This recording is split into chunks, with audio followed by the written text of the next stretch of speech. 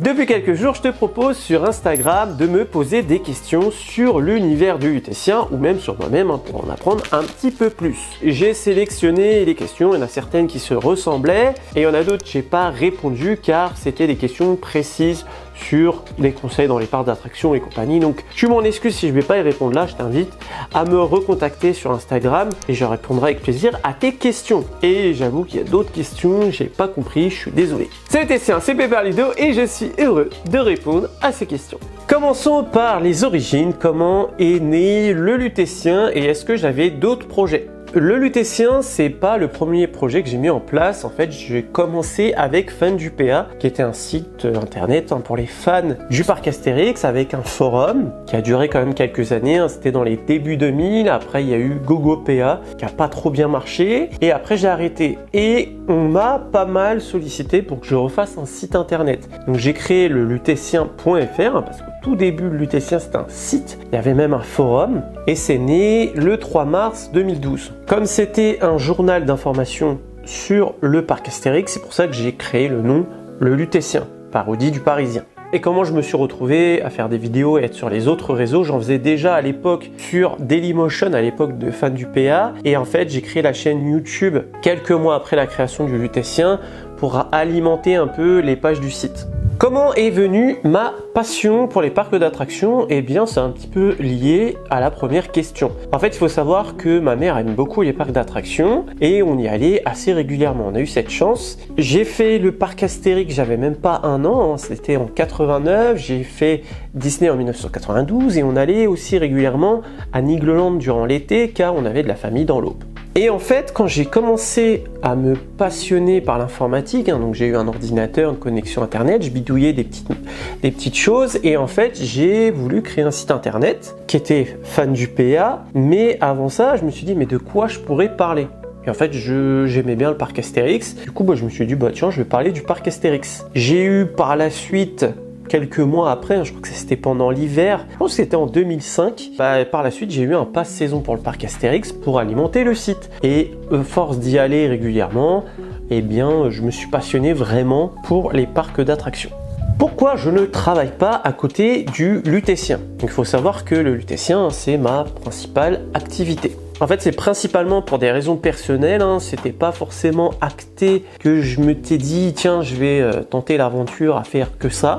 En fait, si tu veux, j'ai dû quitter le parc Astérix en septembre 2018. Mais quand j'ai décidé d'arrêter, il n'était pas question de rester à rien faire à la maison en attendant de retrouver un travail. Donc j'ai fait quand même quelques petits travails à côté. Donc j'ai fait 2 petites missions à la mer de Sable et j'étais inscrit dans des agences d'hôtesse rien. Donc j'ai fait de l'accueil et j'ai même fait mascotte. Et ça c'est trop bien.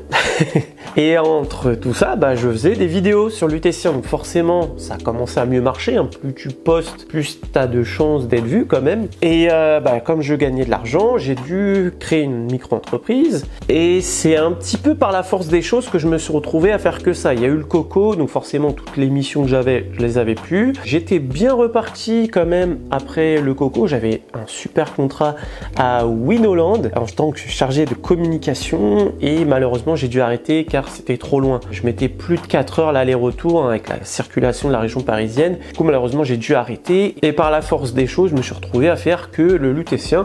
Je dis pourquoi pas à vrai dire, mais en parallèle je cherche quand même un petit complément de revenus, voilà. Donc, s'il y a des recruteurs par ici, on ne sait jamais. Mais c'est vrai qu'un petit mi-temps à côté, ça pourrait aider parce que c'est pas si simple que ça de réussir sur les réseaux sociaux. Et en plus de ça, de travailler à côté permettrait d'avoir plus de fonds pour pouvoir faire plus de parcs. Si je devais arrêter YouTube pour faire un autre travail, est-ce que je retournerais au parc Astérix? Non, tout simplement parce que pour les raisons personnelles, c'est compliqué pour moi de travailler au parc Astérix ou même dans un autre parc d'attractions ou tout simplement dans le domaine du loisir. Et c'est vrai que j'ai plus cette envie de travailler dans un parc d'attractions. C'est vrai que quand on est fan de parc, on a tendance à se dire c'est le meilleur des métiers. Alors c'est vrai que c'est cool. Mais déjà, premièrement, ça reste un travail, donc le parc, t'en profites pas spécialement. Et c'est surtout que ça a tendance à te casser ta magie. Moi, actuellement, je vais au parc Astérix, ça commence à aller mieux, mais j'ai toujours un œil à regarder. J'ai cette déformation professionnelle à regarder ce qu'il faut pas regarder, voir des choses qui vont pas forcément et compagnie. Et c'est vrai que c'est plus comme avant. quand je vais dans un parc n'importe lequel, c'est plus comme avant que j'y travaille. Voilà, donc c'est vrai que j'aimerais potentiellement travailler dans des parcs, mais déjà il faudra un contrat la semaine. Et c'est surtout que j'aimerais plutôt passer dans les coulisses. Par exemple, chargé de communication, c'était génial d'apporter des choses au parc sans forcément être dedans. Je pense que c'est un bon compromis. On me demande souvent quels sont mes projets pour la chaîne, et bien malheureusement ça je peux pas trop t'en parler car malheureusement il y a des oreilles qui traînent et j'ai pas envie que mes projets se retrouvent ailleurs. On me demande cependant si certains formats que j'ai déjà fait allaient revenir, notamment c'est quoi ton métier ou comment ça marche. Clairement ça j'aimerais beaucoup que ça revienne, mais ça ne dépend pas de moi. En fait c'est des formats où faut avoir l'accord du parc et qu'ils acceptent le projet. Donc effectivement je vais retenter de voir s'il y a des parcs intéressés, mais ce n'est pas dépendant de ma volonté. Et on me demande également si les anecdotes allaient revenir quand je travaillais au parc Astérix. Oui, ça va revenir, il y en a même une qui va pas tarder à arriver. Après voilà, j'ai plus de 36 000 anecdotes, vu que je n'y travaille plus, c'est tout ce que j'ai vécu avant. Est-ce que je vais faire plus de vidéos qu'en 2024? Je ne pense pas, car tout simplement, je préfère privilégier la qualité à la quantité. Donc l'idée, c'est de proposer au moins une vidéo par semaine. C'est vrai que des fois, à Halloween notamment, il y a un très gros rythme. Mais des fois, je préfère attendre peut-être 10 jours ou 2 semaines avant de te proposer une vidéo, car je veux pas te sortir du contenu pour te sortir du contenu. Après, là où j'espère cette année proposer plus de vidéos, c'est plus de vidéos, on va dire, variées, d'aller dans plusieurs endroits différents. Mais ça, c'est quand même un sacré budget. Est-ce que je vais plus faire des sujets sur Disneyland Paris?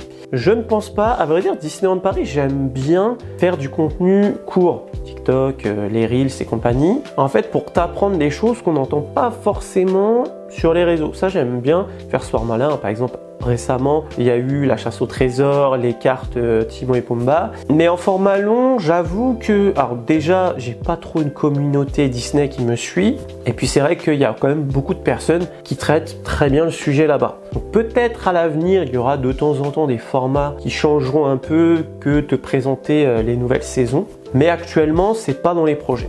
Est-ce que je vais faire des vidéos avec d'autres personnes? Ça revient souvent à des personnes qui créent du contenu sur les parcs d'attractions. Je ne sais pas. Pour le moment, effectivement, je suis en contact avec des personnes. Mais voilà, je pense que pour faire des featuring avec d'autres personnes, c'est pas juste tiens, vas-y, on fait une vidéo ensemble et on n'a rien à raconter. Pour moi, il faut qu'il y ait quand même un petit projet derrière, que chacun puisse apporter une plus-value à la vidéo de l'autre, qu'il y ait un feeling, que ça passe. Donc, si les opportunités se présentent, bien sûr, avec plaisir, mais là, actuellement, j'avoue, il n'y a rien d'acté. Et dans la continuité, on me demande s'il n'y a pas trop de doublons sur les chaînes YouTube, par exemple, sur le thème des parcs d'attractions. Alors, je dirais pas qu'il y ait des doublons. Je pense que chaque créateur de contenu a sa personnalité. C'est pas pour rien que des fois, on préfère un tel ou bidule.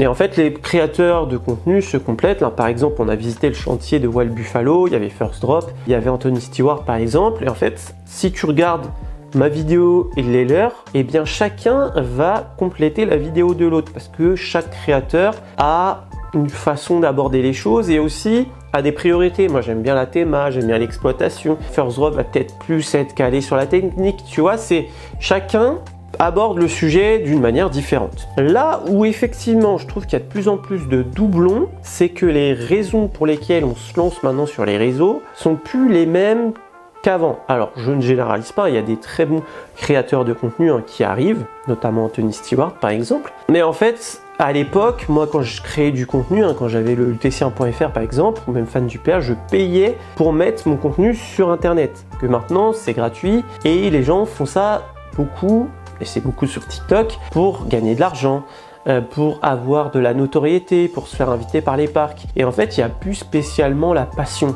Et c'est vrai que effectivement, ça peut faire doublon, que tout le monde essaye pour X raisons de tenter sa chance sur les réseaux. Et effectivement, on se noie un petit peu dans la masse de ceux qui sont là par intérêt, ceux qui sont là pour la passion. Et effectivement, ça peut faire doublon.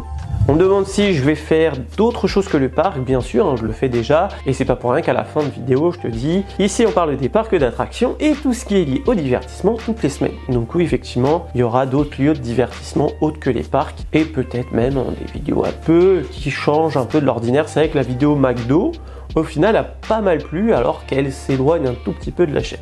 Est-ce que je vais refaire des quiz et des Gartic Show sur Twitch? Alors les quiz, oui, c'est en préparation. Là, ça devrait arriver vers la fin février. En fait, comme j'ai été malade pendant un mois, j'ai un mois de travail à rattraper. Donc forcément, les quiz, ça prend beaucoup de temps. Donc ça va revenir. Et Gartic Show, j'avoue que pour le moment, j'en ai pas forcément l'envie. Je pense que quand on fait du contenu, certes, c'est pour divertir les personnes qui nous regardent, mais il faut aussi un minimum prendre du plaisir. J'ai passé des très bons lives à faire ça, mais là, j'avoue que pour le moment, j'en ai pas forcément l'envie. Il y en a pas mal qui m'ont demandé aussi quel était mon coaster préféré et j'avoue que j'ai un peu du mal à répondre à cette question. Tout simplement car ceux qui me suivent depuis un moment le savent, mais un coaster me procure pas grand chose. C'est pas que j'ai peur dedans, c'est pas que voilà ça me rend malade ou quoi, absolument pas. C'est juste que je n'ai pas le plaisir que certaines personnes décrivent. J'ai pas les sensations, ça me fait rien de spécial en fait. Du coup, j'ai tendance à dire que Ride to Happiness à Plopsaland de Panne, c'est le coaster que j'ai le plus apprécié car c'est le seul qui m'a un petit peu déboussolé. Première fois que j'ai fait, je me dis ah ouais quand même ça envoie et je l'ai refait et même si c'est un très bon coaster, ça y est, l'effet est passé, ça me procure plus grand chose. Du coup, j'aurais du mal à le mettre dans mes coasters préférés, on va dire pour l'accès sensation, mais j'aime bien le côté innovation quand même que propulsion, rotation plus inversion, c'est assez stylé quand même. Et voilà, donc en termes de sensation, je dirais lui, mais à vrai dire, je vais plus prendre du plaisir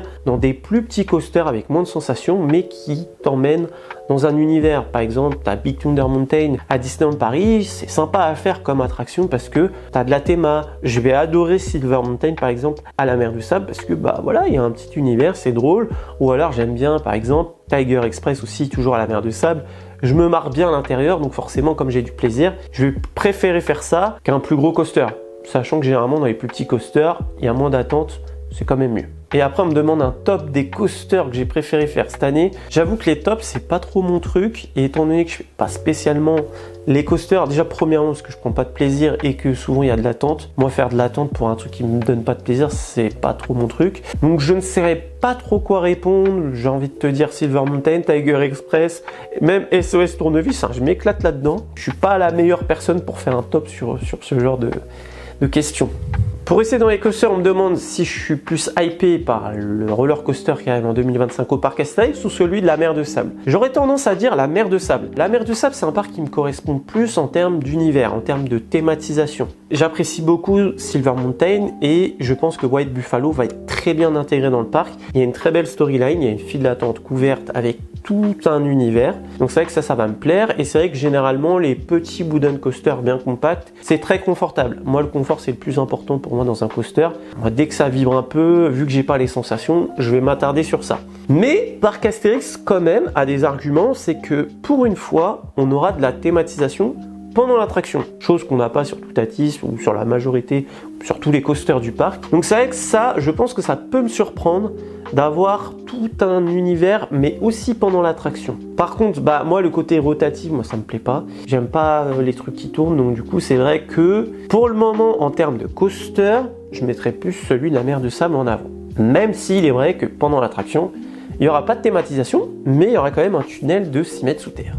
Quelle expérience j'aimerais voir se développer dans les parcs d'attractions? J'aime beaucoup la question et je dirais les walk-through. Donc c'est ce qu'on appelle des parcours à pied en gros. Tu vas retrouver ça pas mal au Puy du Fou, les Amoureux de Verdun, Mystère de la Pérouse, tout ça. Tu en as aussi à Disneyland Paris. Tu vas voir la cabane des Robinson ou les Mystères du Nautilus. Je pense que c'est un bon plan pour permettre aux visiteurs d'avoir une attraction, de l'immersion, sans pour autant qu'ils aient de l'attente. En plus, tu peux rester longtemps à l'intérieur. Donc pour moi, ça a plein de points positifs. Principalement, ça peut être en intérieur. Ça dure longtemps, t'attends pas longtemps, c'est immersif. T'as quand même l'impression que t'as fait une attraction. Donc pour moi, je pense que c'est un truc à développer dans les parcs. Qu'est-ce que je ferais si j'étais à la tête de Disneyland Paris? Alors, il faudrait une vidéo complète sur ça, mais dans les grandes lignes, je dirais d'arrêter de faire de la licence pour faire de la licence pour faire plaisir aux visiteurs. Je me reconcentrerai sur la base, la création, sans pour autant faire ce qu'on a vu dans les films d'animation. Phantom Manor, Big Thunder Mountain, Pirates des Caraïbes, pour moi, c'est les meilleures attractions du parc et on ne retrouve pas ça dans un film d'animation. Alors maintenant, ça a été repris dans des films, mais de base, c'est des créations. Un exemple parfait, ils ont voulu mettre du Star Wars, ils ont remplacé Space Mountain de la Terre à la Lune avec tout un décor extérieur sur l'univers de Jules Verne. Et en fait, le bâtiment qui est hyper Jules Verne, rétro-futuriste, c'est Star Wars. Voilà, c'est incompréhensible.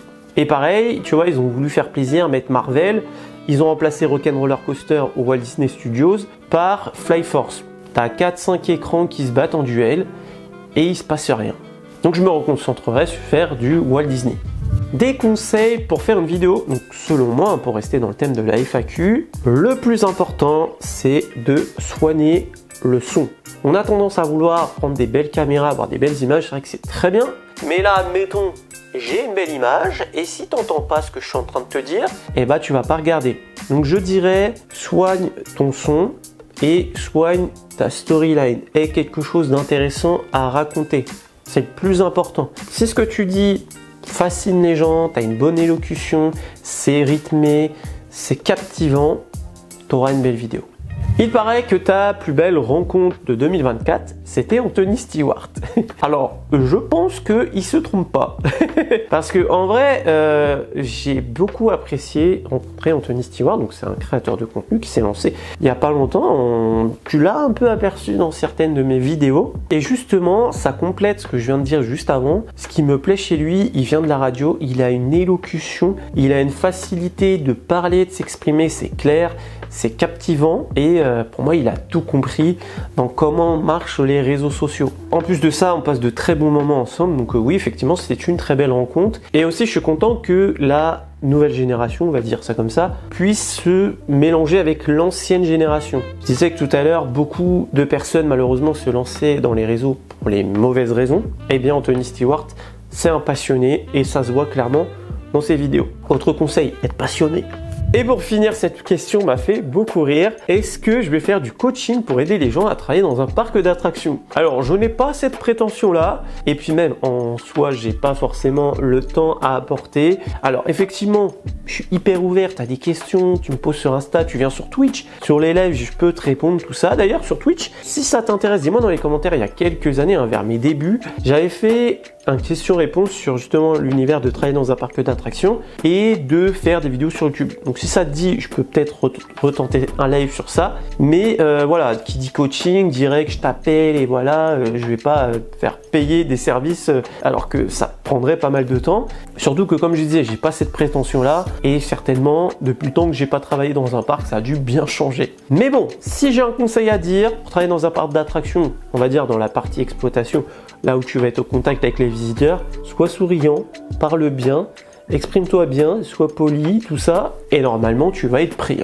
Bon bah voilà, tu en sais un petit peu plus sur l'univers du lutétien et sur moi-même. Si tu as d'autres questions, n'hésite pas à utiliser l'espace commentaire. Si tu aimais la vidéo, n'oublie pas de la liker, ça fait toujours plaisir et ça fait vivre la chaîne. Si tu découvres la chaîne grâce à cette vidéo, n'oublie pas de t'abonner juste en dessous. Il y a un petit bouton, ici on parle des parcs d'attractions et tout ce qui est lié au divertissement toutes les semaines. Sur ce, il ne me reste plus qu'à te faire des bisous et bim!